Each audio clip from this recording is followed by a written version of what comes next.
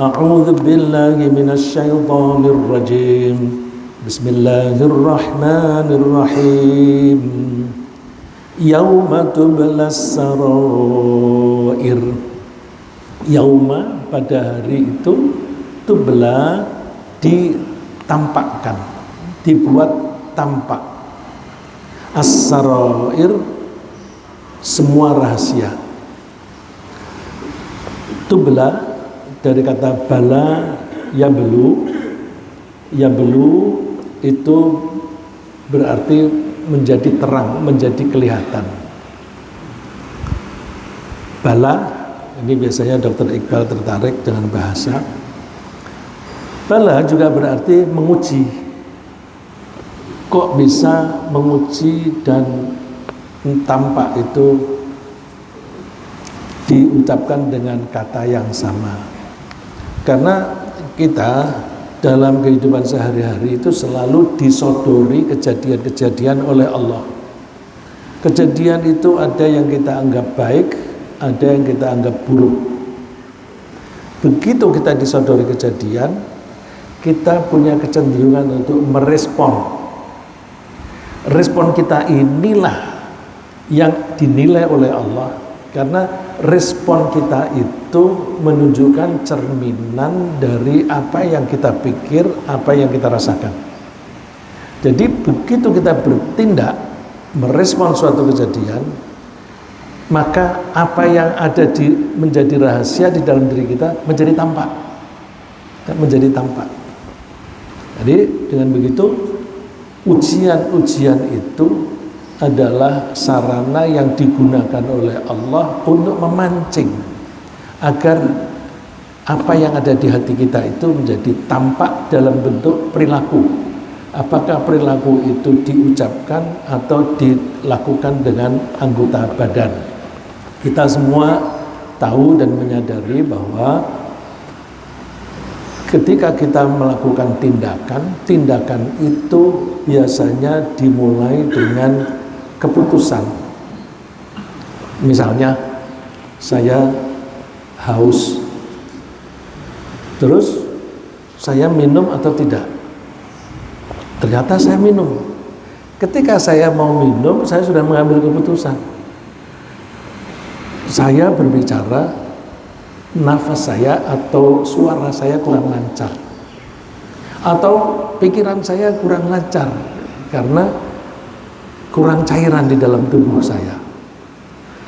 Maka meskipun saya tengah-tengah berbicara semacam ini, ada baiknya saya minum supaya menjadi lebih baik. Jadi ketika saya minum, didahului dengan keputusan. Keputusan saya itu didahului dengan pertimbangan-pertimbangan. Tadi pertimbangannya saya haus, saya lagi berbicara. Ketika saya berbicara tidak lancar atau tersendat-sendat atau pikiran saya tersendat-sendat, itu pertimbangan-pertimbangan. Nah, kesimpulan dan keputusan yang saya ambil itu dipengaruhi oleh apa yang ada di benak kita, yang kita suka menyebut yang ada di dalam memori. Kalau di memori saya itu, saya telah diajari sopan santun, maka saya ketika minum, ya saya akan minum dengan cara yang santun. Tapi kalau saya tidak pernah diajari bagaimana cara sopan santun, ya saya ambil begitu aja, nggak peduli begitu. Jadi ketika Allah menyodori kita dengan kejadian, dalam hal ini haus, saya merespon. Haus itu kebetulan di depan ada air. Nah, ketika saya merespon, respon saya itu adalah ungkapan dari apa yang saya simpan di dalam memori. Oleh karena itu, kejadian-kejadian itu adalah hal yang membuka yang selama ini rahasia di dalam diri saya. Jadi Allah tahu nggak proses saya berpikir, saya bernimbang-nimbang, mengambil kesimpulan, mengambil keputusan. Allah tahu nggak? Tahulah. Yang membuat itu kan semua Allah. Yang membuat otak kita, akal kita itu Allah. Yang membuat bagaimana mekanisme kerja akal itu yang membuat Allah. Maka semua yang gerak-gerik pikiran kita, baik sudah kita lampiaskan, sudah kita ekspresikan dalam ucapan atau tindakan, atau belum, itu Allah semua tahu. Oleh karena itu kita tidak bisa menyembunyikan apapun di hadapan Allah. Nah, kita sekarang ini punya kecenderungan kalau perbuatan kita buruk, kita sembunyi-sembunyi. Ya, kalau masih sembunyi-sembunyi, itu berarti masih punya malu. Orang yang masih punya malu, misalnya melakukan perbuatan yang dilarang oleh Allah, kita malu kalau melakukannya di hadapan umum. Lalu kita melakukannya di kamar, kita kunci. Atau ketika berada di dalam kamar mandi, kita sembunyi. Apakah Allah tahu? Tahulah. Nah, semua yang kita rahasiakan itu kelak di hari kiamat, di hari pertanggungjawaban, ditunjukkan oleh Allah. Nih, yang kamu dulu pernah lakukan, kamu sembunyi-sembunyi di dalam kamar mandi, bukan? Itu kan ada wanita yang masuk ke toilet pesawat terbang, terus kamu nyusul, gitu kan? Ya, ini karena dulu pernah ada kejadian semacam itu ya. Kita tahunya dari berita. Tidak ada yang bisa kita rahasiakan. Termasuk pola pikir seseorang. Apakah yakin akan hari pembalasan itu? Tidak, Allah tahu. Apakah yakin bahwa kita akan dibalas oleh Allah atau tidak?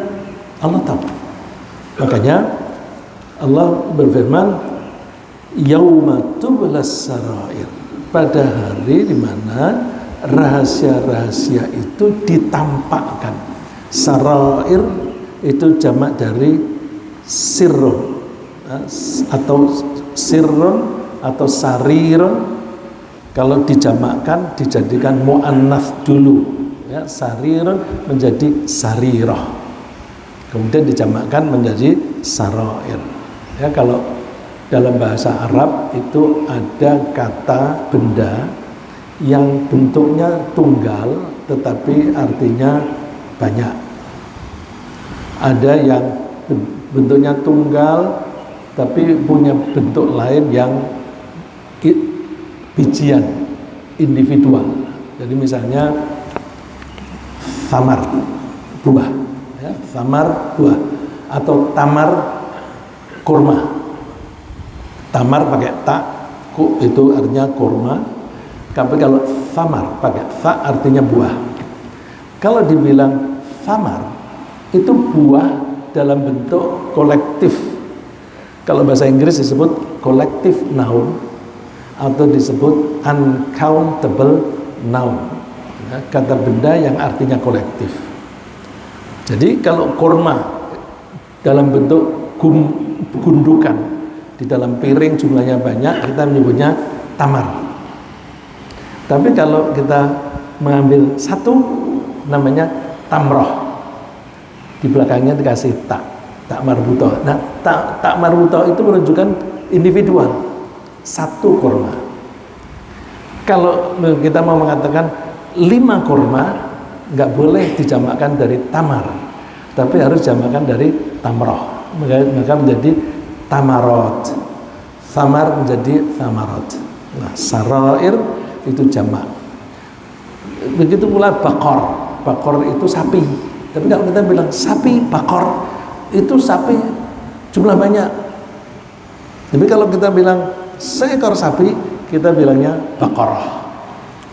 Bakoroh, satu ekor sapi. Maka surat Al-Baqarah itu kita menerjemahkannya seekor sapi. Yauma tublas sarair, pada hari pembalasan itu kita akan diminta pertanggungjawaban dulu. Dalam pertanggungjawaban itu ada kalanya dihitung itu sholatnya 5 kali sehari, sholat malamnya misalnya 8 rakaat semalam atau berapa, itu jumlah. Karena jumlah, maka kita menyebut hari itu hari penjumlahan atau disebut yaumul hisab. Nah, hisab itu dihitung. Tapi bisa juga jumlah itu dalam bentuk volume. Kalau volume kita tidak bisa bilang 1, 2, tapi bilangnya berat atau ringan. Maka di dalam Al-Quran ada fa'amma man thaqulat mawazinu. Adapun orang yang berat timbangannya. Jadi yaumul hisab itu di hari pertanggungjawaban, itu amal baik kita, amal buruk kita dihitung dan ditimbang. Ya, dihitung dan ditimbang. Ini kalau kita membaca statistik laporan di BPS, misalnya ekspor kita, nah itu dilihat volumenya dan dilihat harganya. Nah, kalau amal kita dilihat volumenya dan juga dilihat jumlahnya. Kemudian, apakah Allah itu mengetahui semuanya? Pasti. Nah, di persepsi kita, apa yang kita bisa mengamati dengan indera kita, baik dengan pandangan mata atau dengan pendengaran atau dengan rabaan, maka benda itu kita sebut berada di alam syahadah. Syahadah itu artinya menyaksikan. Kita bisa menyaksikan dengan indera kita. Kenapa bisa kita saksikan? Karena sistem ruang dan sistem waktunya sama. Dimensi ruang dan dimensi waktunya sama. Kita bisa melihat, oh sekarang ada lampu, 2 lampu baru di situ. Itu benda, kita lihat. Itu di alam syahadah. Tapi di samping benda-benda yang ada di alam syahadah, ada juga benda-benda yang kita tidak bisa mengakses kepada benda-benda itu karena sistem ruang dan waktunya beda. Karena sistem ruang atau dimensi ruang dan waktunya beda, kita tidak bisa menyaksikan, maka tidak disebut alam syahadah, tapi disebut alam ghaib. Jangan keliru, bukan ghaib, tapi ghaib. Itu tulisannya ghain ya mati ba, ghaib, bukan ghaib. Ghaib dan ghaib tidak sama dengan gaib bahasa Indonesia. Jadi jangan menggunakan kata gaib untuk menerjemahkan ghaib. Karena misalnya saat ini surga neraka sudah ada apa belum? Sudah. Di sini ada nggak surga neraka? Mungkin ada surga, mungkin ada neraka di sini. Kita tidak bisa melihat. Karena apa? Dimensi ruang dan waktunya beda. Maka kita tidak bisa melihat. Maka alam akhirat itu disebut alam ghaib. Orang mukmin harus bisa mempercayai baik yang syahadah maupun yang ghaib. Jadi kita tidak boleh picik. Picik artinya dalam hal ini kita hanya mengakui benar kalau kita bisa melihat, bisa mendengar. Kalau kita tidak bisa melihat, tidak bisa mendengar, itu bohong. Itu berarti kita membatasi diri. Membatasi diri itu ibaratnya kata di dalam tempurung. Kata ditutup dengan tempurung, dia itu di atas ada bintang, dia akan mengatakan nggak ada, mana nggak ada, padahal di luar sana ada. Nah, orang yang hanya mengakui yang syahadah itu begitu, mereka mengatakan mana ada hidup di akhirat. Coba buktikan, mana ada orang mati yang hidup lagi? Nggak ada. Nah, karena dia ingin melihat secara empiris yang bisa dibuktikan dengan pandangan mata atau observasi indera. Nah, kalau orang itu membatasi seperti itu, dia berarti berpikir sempit atau bahasa kasarnya picik. Dan di dunia ini banyak orang yang picik, hanya mengakui kebenaran yang dia tahu. Kalau dia tidak tahu, salah itu. Ya, oleh karena itu hati-hati, jangan suka nyalah-nyalain orang. Kalau kita nyalah-nyalain orang, nanti malah ketahuan bodoh kita. Kita berpikir sempit, padahal di luar sana itu ada yang lain-lain. Di samping yang syahadah itu ada yang ghaib. Ya. Tempoh hari dibahas di sini tentang orang yang meninggal dunia. Orang meninggal dunia, jasad dan rohnya dipisah. Jasadnya ditaruh di kuburan, rohnya dibawa ke barzakh. Tapi karena kita tidak tahu barzakh, lalu kita seringkali mengatakan alam kubur. Orang ini disiksa di alam kubur. Sebenarnya bukan di kuburan itu disiksanya, tapi disiksanya di alam barzakh. Ya. Nah, alam barzakh itu kita tidak punya akses. Maka bisa juga dikatakan itu ghaib. Nah, semua yang syahadah maupun yang ghaib Allah tahu. Allah menyebutnya alimul ghaibi wasyahadah. Allah itu mengetahui baik yang ghaib maupun yang syahadah. Al-kabirul muta'al. Kabirnya ini sifat untuk Allah, bukan sifat untuk benda. Ya. Allah maha mengetahui. Yang apa yang diketahui? Yang ghaib maupun yang syahadah. Terus al-kabir, yang besar. Yang besar ini masalahnya atau Allahnya? Allahnya. Ini kalau di dalam bahasa Arab tidak kacau. Karena apa? Dia dibaca al-kabiru atau al-kabiri. Karena dibaca al-kabiru berarti dia sifat untuk alimu. Kalau sifat untuk alimu berarti Allah yang maha besar. Al-muta'ali. Loh, ini kok kasrah? Ini aslinya muta'aliyu. Muta'aliyu. Ya-nya itu dibuang. Sawa'um minkum man asarral qawla wa man jahra bih. Sama aja. Baik kalian itu merahasiakan ucapanmu ataupun kalian itu mengeraskan ucapanmu. Di hadapan Allah sama. Ya karena apa? Yang membuat suara kita Allah. Yang membuat hati kita berbicara di dalam hati itu juga Allah. Wa man huwa mustakhfim bil lail. Dan juga Allah mengetahui orang yang menyamarkan diri. Ya, saya menyebutnya menyamarkan diri karena dari kata mustakhfin itu dari kata khafiyun. Khafiyun itu samar. Mustakhfin berusaha samar, berusaha menyamarkan. Berusaha menyamarkan artinya menyembunyikan bil laili di waktu malam. Wasaribun bin nahar, maupun apa yang kalian melakukan di siang hari, sama saja di hadapan Allah. Jadi pelajaran yang kita ambil adalah bahwa kita jangan main-main di hadapan Allah. Semua yang kita lakukan, besar atau kecil, terang-terangan maupun sembunyi, semua akan diminta pertanggungjawaban. Kita tidak bisa ngeles. Kemudian saya ambilkan ayat yang mendukung lagi. Yaumahum barizun la yakhfa 'ala Allahi minhum syai'. Limanil mulkul yaum lillahil wahidil qahhar. Yaumahum barizun, pada hari mereka itu menjadi nyata, menjadi kelihatan.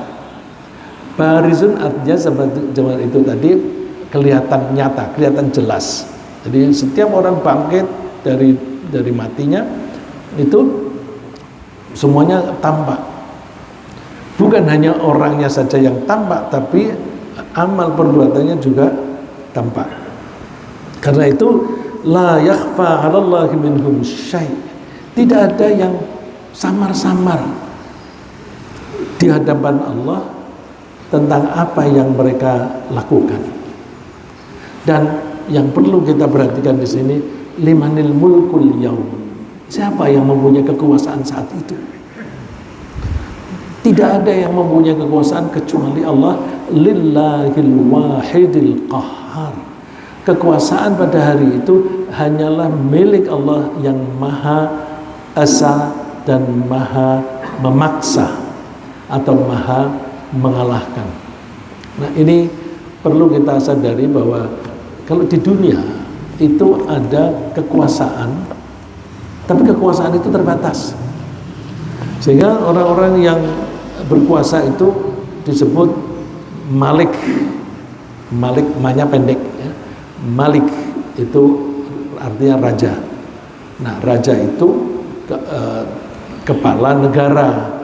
Cuma dalam istilah politik kita menyebutnya, kalau negara itu republik kita menyebutnya presiden, kalau kerajaan ada kalanya kita menyebutnya raja atau sultan ya.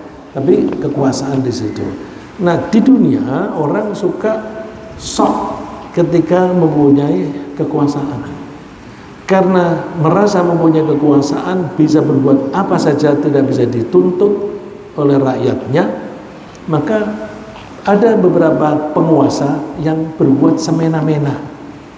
Ya, aku kalau maunya begini, mau apa kamu? Kamu mau bawa ke pengadilan? Nggak bisa. Nggak bisa kamu mau bawa saya ke pengadilan. Ya, karena begitu mau dibawa ke KPK, KPK dibawa kekuasaan presiden. Stop. Jangankan sekarang, dulu ketika KPK itu independen saja, itu kalau presiden bilang stop, nggak berani itu. Apalagi sekarang undang-undangnya diubah di bawah presiden, makin nggak berani. Kita ketika di dunia mempunyai kekuasaan yang bisa melampaui batas. Ketika di akhirat nanti jangan dikira seperti itu, nggak bisa. Kekuasaan itu nanti hilang. Kekuasaan itu kita punya, misalnya presiden, bisa jadi presiden kan kalau ada rakyat. Kalau tidak ada rakyat, jadi presidennya siapa? Ya, jadi presiden dunia, bisa. Kalau namanya presiden itu mesti ditaati oleh rakyatnya. Ya, kalau nggak ada rakyat yang taat, yang nurut, silakan aja kamu mengaku presiden, nggak ada artinya. Itu di dunia. Di akhirat nggak bisa, karena rakyat yang dulu taat kepada raja atau kepada presiden itu karena terikat dengan peraturan-peraturan, yang peraturan itu dibuat oleh penguasa. Di akhirat nggak ada. Peraturan itu hanya milik Allah. Makanya Allah menyebut dirinya Al-Wahidil Qahhar, memaksa. Jadi nggak ada yang bisa membangkang karena dipaksa. Kalau Allah sudah memutuskan neraka, udah neraka, nggak bisa tidak. Karena petugasnya itu tidak pernah membangkang. Malaikat yang ditugasi lempar ke neraka, ya sudah dilakukan itu. Kok kejem malaikat? Malaikat itu kan hanya melaksanakan tugas. Ya itu zaman sekarang juga ada yang begitu, ngusir rakyat, tapi bilangnya saya melaksanakan tugas demi hukum. Jadi saya taat hukum tapi menindas rakyat. Di akhirat nggak ada itu. Ya, semua kekuasaan hanya milik Allah yang tunggal. Kemudian jangankan di akhirat, di dunia saja itu kekuasaan itu hanya milik Allah. Cuma manusia itu berusaha ngakal-ngakali untuk bisa memaksakan kekuasaannya. Kalau di akhirat nggak ada yang bisa. Karena apa? Semua yang ada di langit dan di bumi itu milik Allah. La lillahi ma fis samawati wa ma fil ardh. Semua yang ada di langit dan di bumi itu milik Allah. Wa in tubdu ma fi anfusikum aw tukhfuhu yuhasibukum bihillah.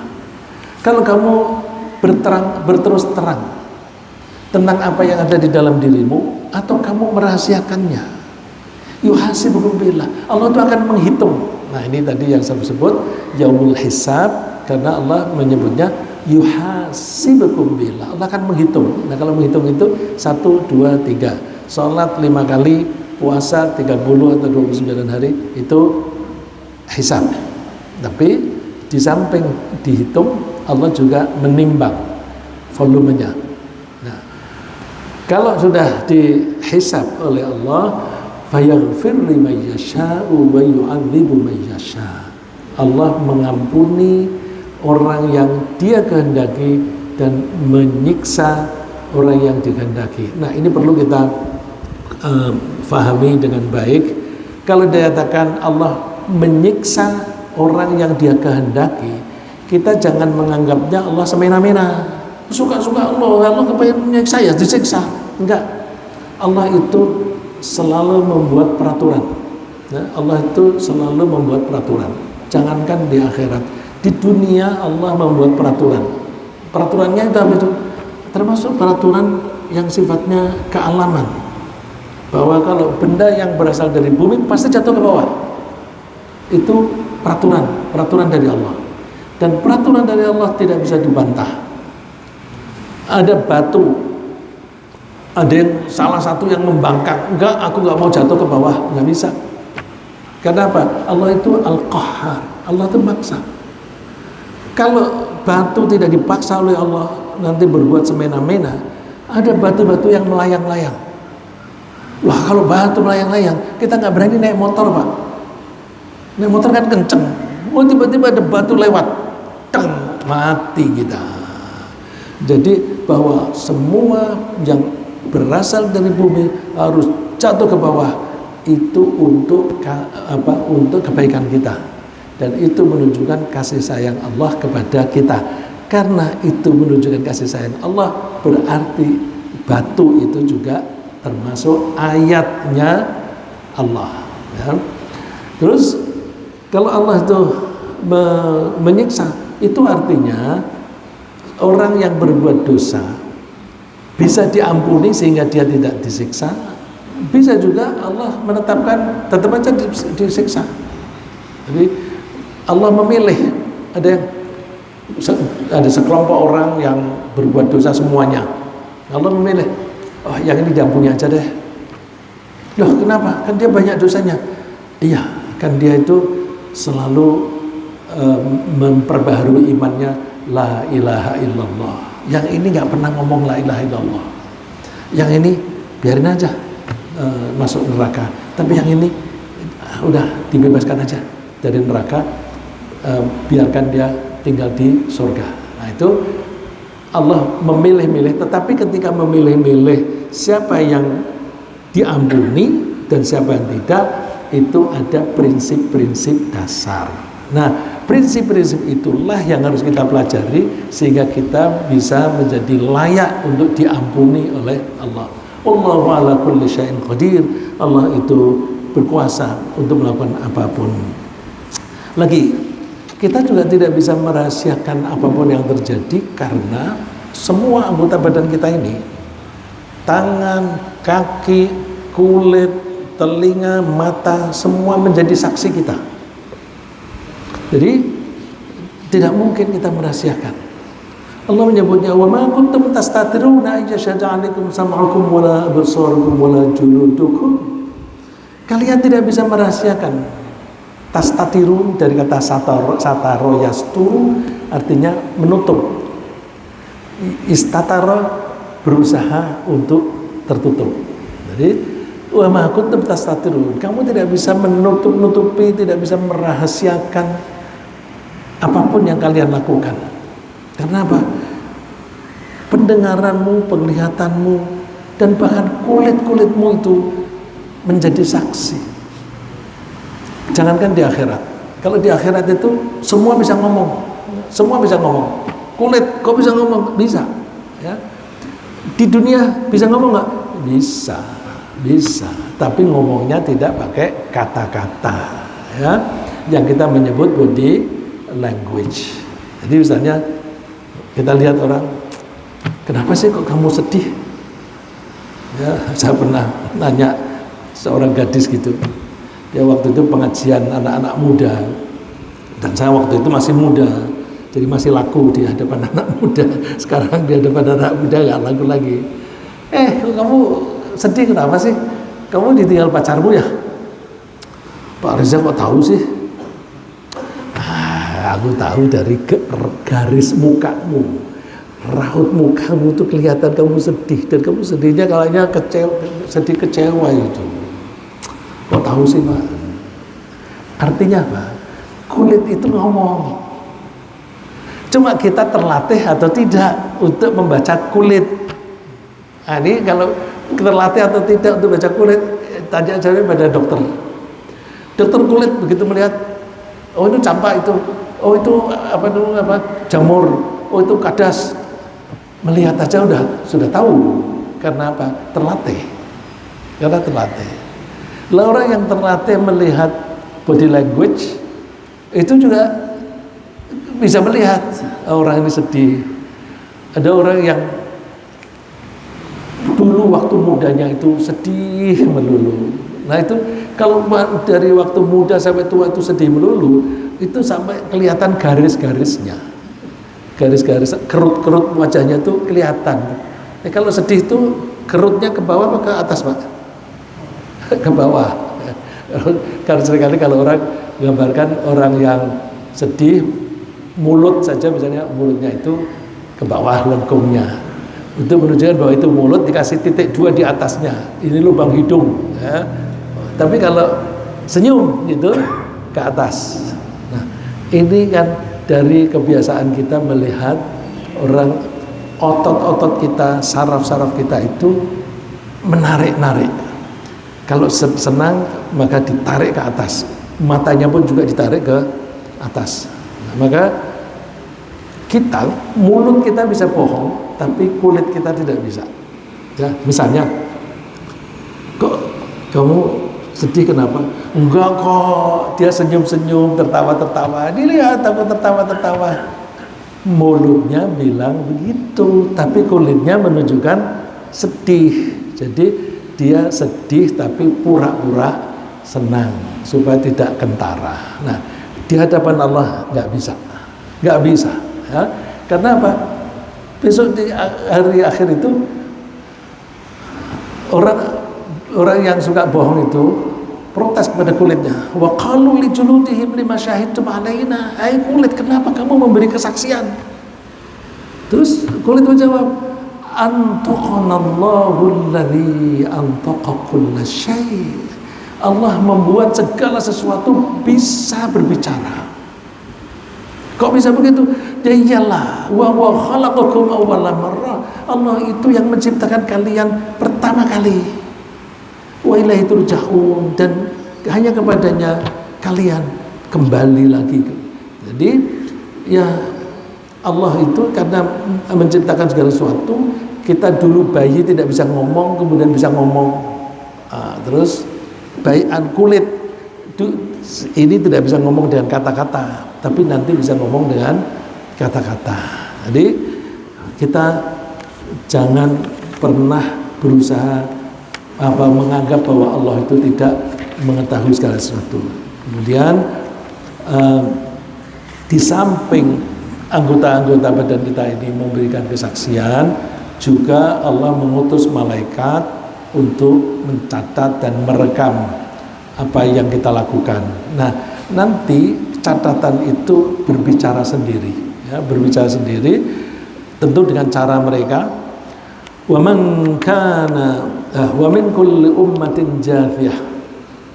Setiap orang itu nanti berlutut, artinya tunduk kepada Allah. Nggak ada orang yang bisa petentang-petenteng, nggak ada. Semua orang itu jathiyah.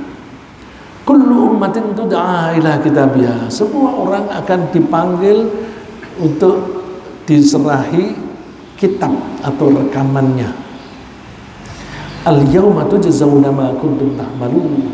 Pada hari itu kalian akan dibalas sesuai dengan apa yang kalian lakukan.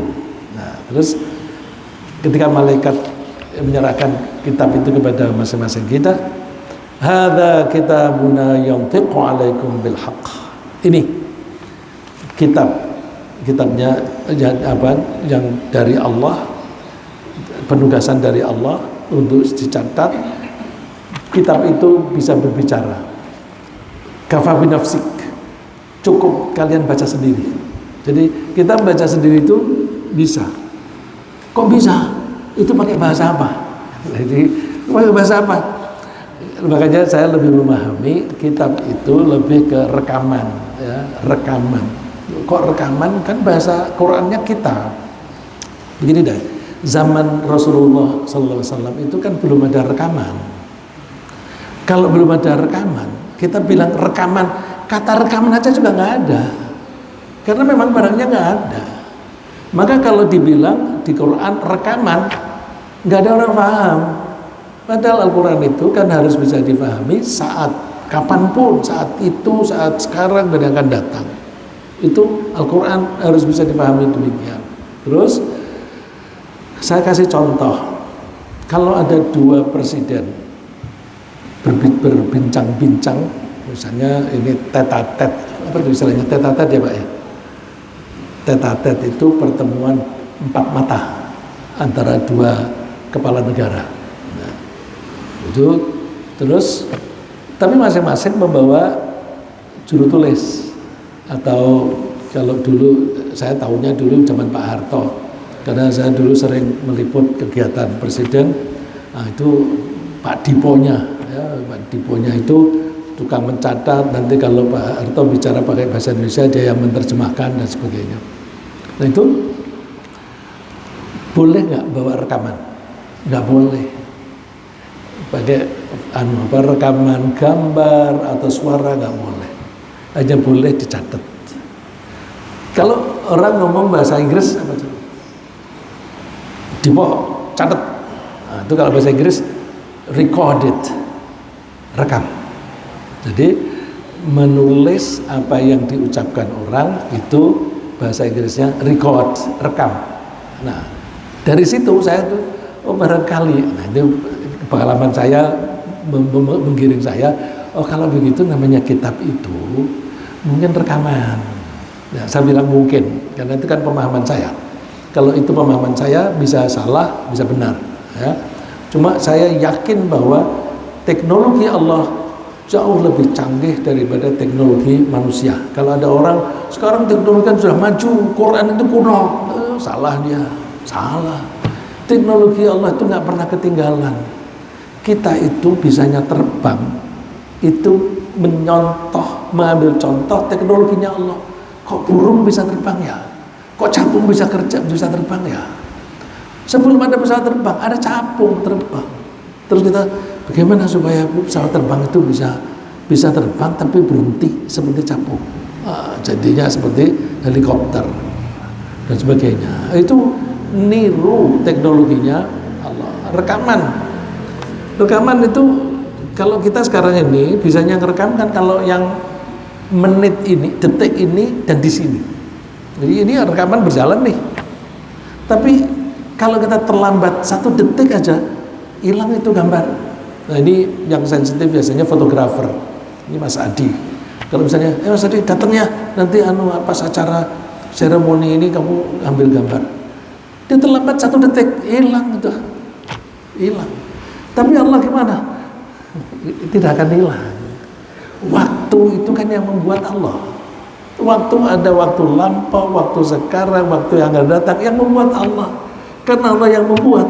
Allah melihat kejadian yang lampau, sekarang maupun akan datang sama saja. Makanya kalau di Al-Quran ada cerita tentang kelak nanti di akhirat, di neraka itu ada orang yang minta makanan dan air dari penghuni surga. Tolong berilah kami minuman dan makananmu. Terus mereka menjawab, Innallaha harramahuma. Allah itu mengharamkan makanan dan minuman surga ini untuk kalian yang di neraka. Loh kok bisa? Allah bercerita tentang percakapan yang akan datang. Ya bisa lah. Kan yang membuat waktu Allah. Ya, jadi kita lalu bisa menangkap, jangan lalu terus kita pakai persepsi kita. Karena belum terjadi, nggak mungkin Allah bisa merekam, nggak mungkin Allah bisa mengutip. Itu kita yang picik gitu ya. Jadi dengan begitu maka kita mesti hati-hati. Di samping anggota badan kita, kitab-kitab itu berbicara. Hada kitabuna yantiqu 'alaikum bil haqq. Kitab ini berbicara tentang kebenaran mengenai apa yang kalian lakukan. Inna kunna nastansikhu ma kuntum ta'malun. Para malaikat itu diperintah untuk membuat catatan apapun yang kalian lakukan.